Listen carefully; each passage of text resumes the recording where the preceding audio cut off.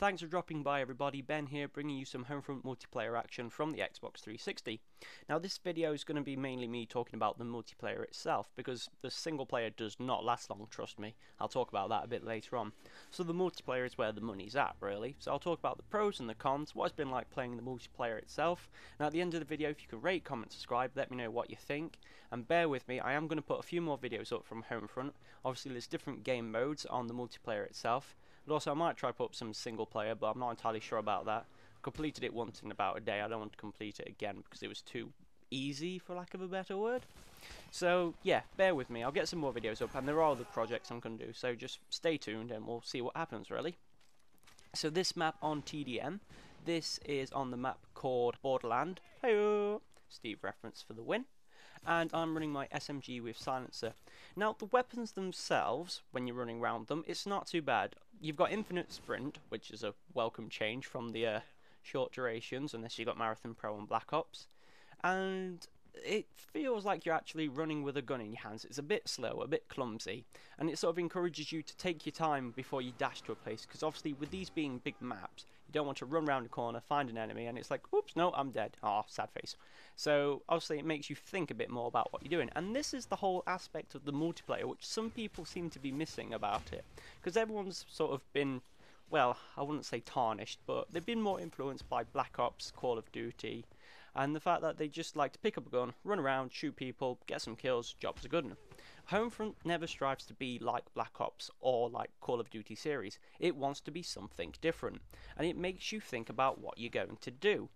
Now it does this in many different ways. Now the first thing is this, the battle point system. Now this is my parrot, which goes in the air and tags the enemies when they see them.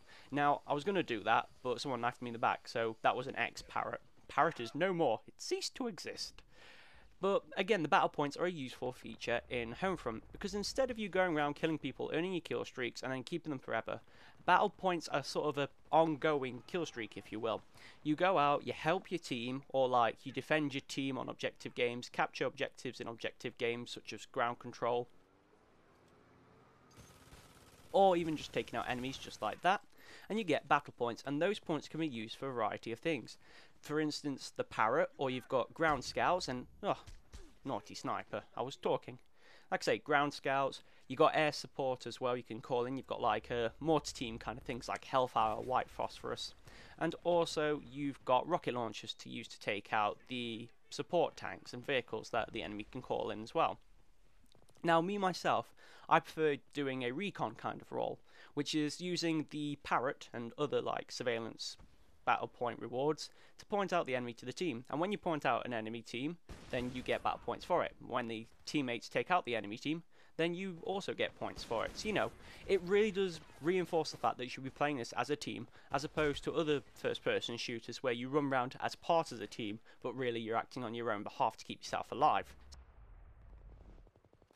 So you can see here I've just swapped to my sniper rifle, so this is probably a good time to start talking about weapon variety. Now everyone's got a pistol, but you can swap that out, same as your primary for any guns you find on the ground.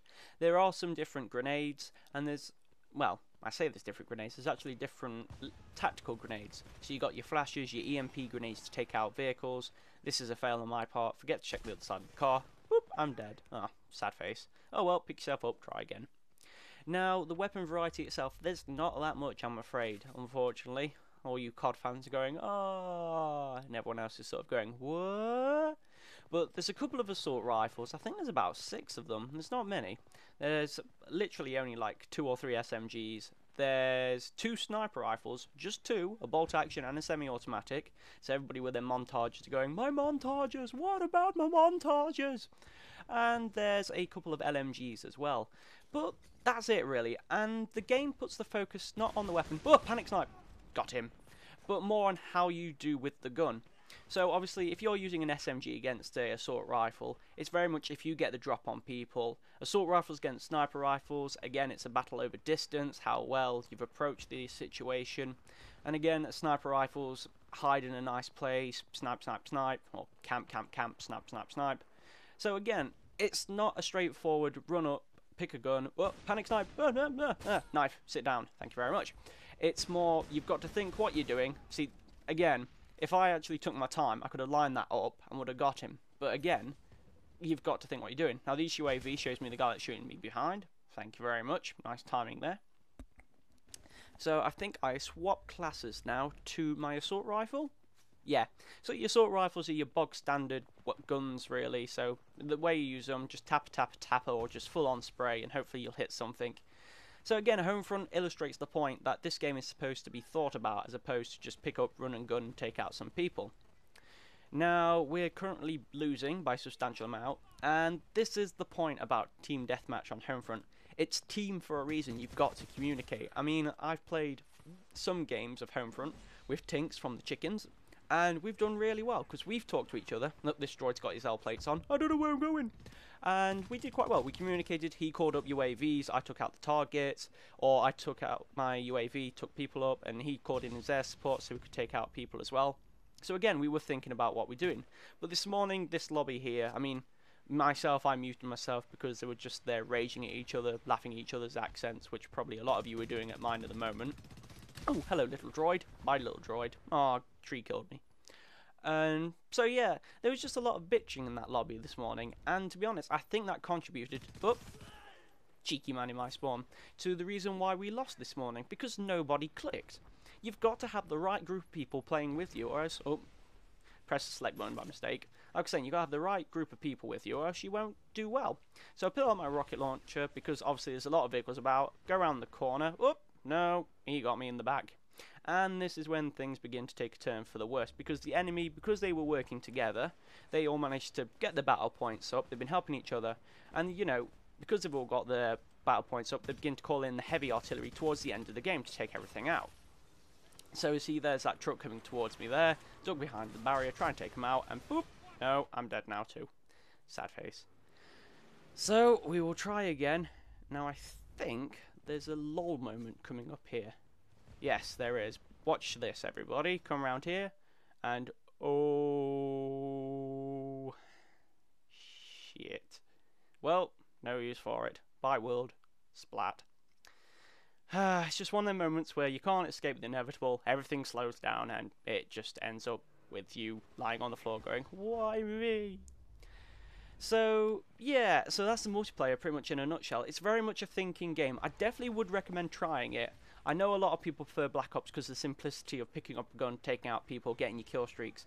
But you should really try out Homefront. It's a lot more effort, don't get me wrong, but it's worth it when you do get a team that works together and you do get some quite nice games done and sorted and taking out the enemy. The single player itself, it's so thin on the ground. I mean, there's about 7 chapters and it took me about a day on normal. I mean, granted, it was one of my days off from work as well, so that probably explains it as well. But it's just rather thin on the ground. Don't get me wrong, the story's good. It's based in America when there's been a military occupation by Korean forces, so obviously you're on the back foot. And it really does get across the impression that you're the guerrillas in the mist. So you've got to use what you've got available to take out the enemies. So, albeit whether it's scavenging guns off the floor from the enemy, like hiding around corners, waiting for your teammates to give a diversion, it really does all work together and gives across the impression that you shouldn't be in your own country and that you're fighting. But at the same time, it's just a rather shallow story. Don't get me wrong, you follow it, you get involved, but there's nothing more to it. I mean, the 2 examples are the things that struck me the most about this story mode. Oh, there's a kill, and I think I'll get the other one in a minute.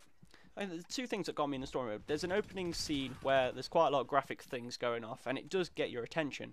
And then later, spoilers, you've got the Goliath tank, who basically charges in like the Kool-Aid man, and unfortunately, later on, you have to sacrifice him.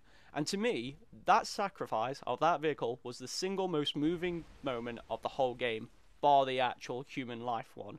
I know it sounds really bad saying it, but seriously, you play the game, get to that moment, and after everything Goliath had done for you, you try not to say, I missed that thing now.